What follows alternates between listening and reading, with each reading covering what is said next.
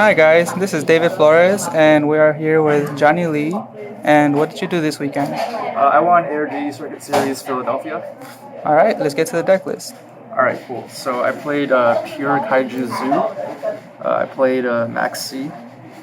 I played these three Kaijus right here.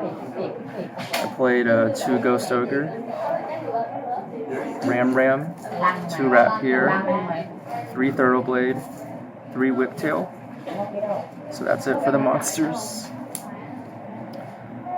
For the spells, I played 3 Draw 4, 2 Draw 2s, 2 Pianissimo. For the board wipes, 2 Dark Hole and a Raigeki, 2 Kaiju Slumbers, so 5 board wipes in total, and an Econ. And then I played 3 Wild Cards and 3 Mixed Cyclone. And then for the traps, I played 2 Zoodiac combo, 1 Solemn Warning, and 5 skips. Alright, so you're probably wondering what these cards are, and I'll go ahead and show what I really mean. So, the draw 4s are Barrages, the draw 2s are Pot of Desire, the 3 wild cards are Tenki, and then the 5 skips are these 5 floodgates, because they all skip your turn. The reason I chose this deck is because I felt like it was the best deck to play to counter Chester's deck from Nats, from the WCQ.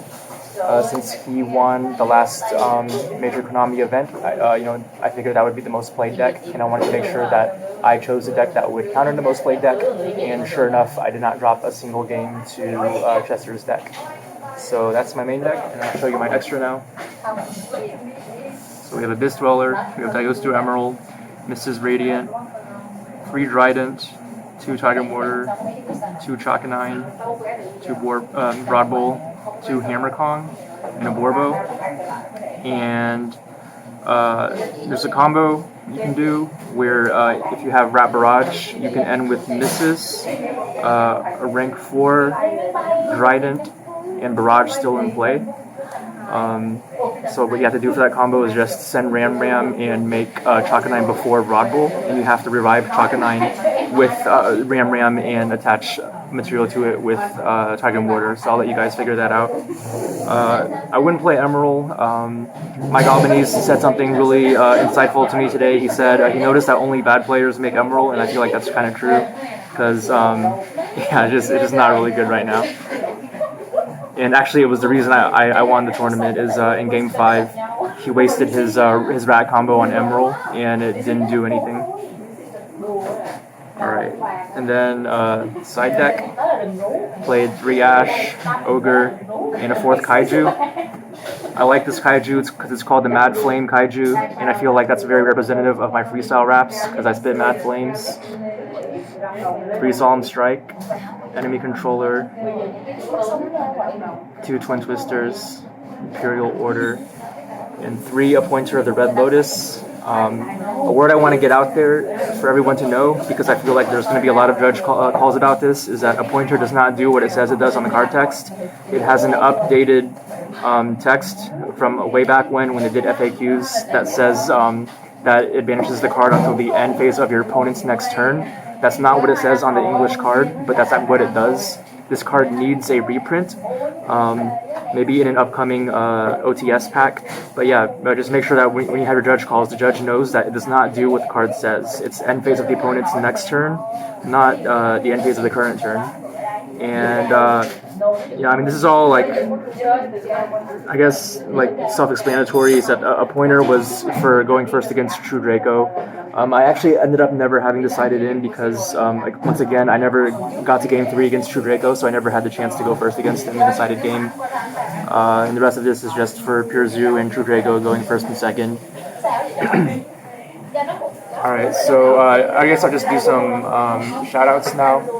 I just want to shout out a bunch of people because I've been looking forward to winning my first gold ring for the first time for a long time. So I just wanted to shout out all the people who have just made my Yu-Gi-Oh experiences very positive.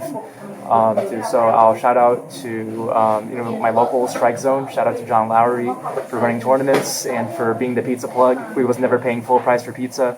Shout outs to my test partner in Houston, David Flores. Shout out to the Perfect Circle, Pat, Gabe, Andrea from Italy, Jay, who else? Chris, who recently won his 4th ring. Shout outs to the family, Ben, Desmond, Zach, Noah, Drew, and all the people who just hang with us. And if it weren't for all their help, especially for this event, Drew and Noah, those 2 guys gave me a lot of great tips on Pure Zoo because they had much more experience than I did. I really appreciate that. And shouts to Calvin. I always enjoyed conversing with him, and he's someone who believed in me despite my many bubble performances. He always believed that I would get the ring someday, and so I really appreciate that he never gave up on me, and I appreciate just being able to talk to him. Shout out to Joshua Schmidt. He's like, I appreciate his mentorship, and just a great Yu-Gi-Oh teacher. And shout outs to the card guys making this video for your channel. I guess I'll tell some stories. So my final match, it almost did not take place because my opponent Sean, he had to go to church the next morning when the finals were going to take place, and he can't miss it. But and it was too late at night to finish our match, so the tournament organizers just decided, like, hey, let's just go in like way earlier in the morning. So on Sunday morning, he shows up in his Sunday best with suit jacket, pressed pants and everything. And so basically he's gonna play his final match and then go to church the next day. And so we're playing our match, right? And every time he has like a clutch draw, he needs to draw or he's in a tight spot, he just prays out loud to God. And so that was really amusing. But unfortunately for him, it did not work because I was secretly counter praying silently. No, I'm just kidding. I wasn't doing that. But it was just a really pleasant match overall, and some of the best Yu-Gi-Oh I've ever played. And I thought that was kind of amusing, just playing an opponent who had to dash to church, and he was just praying throughout the whole match. But yeah, he gave me a really good, solid 5 games. And what else? Another kind of weird thing, well, not weird, just funny thing that happened was this whole crowd of guys got kicked out because they were gambling inside, and they're just making up they're just making way too much noise. And so they ended up out in the parking lot because they got kicked out, and it was they're just playing rock paper scissors for huge amounts of money. So that was really amusing. It was just a really great weekend overall, full of funny stories. I guess I'll just say congratulations to Justin Singh for winning the Invitational. I fortunately could not play in it this time, but I'll definitely not forget to get my invite for next time. And shout outs to Deception. You're my rock and my foundation, and I love you. And shout outs to Azad. Really proud of you for getting a 4.0 GPA this summer, taking your summer courses, doing great in school, and Dad is proud. Shout outs to Luke Leonard, to Robin Sharman, Zachary Sipes, Mike Albanese, and just everybody else on Facebook who likes my Freestyle Fridays and my Spaghetti Wednesday posts. I really appreciate that. I'm just really glad to have gotten to a point after so many bubble performances to win one for once. And next up is going to try to win one of those glass trophies, Nami Trophy. And so we'll see how I can do at Toronto with that. So thanks for watching.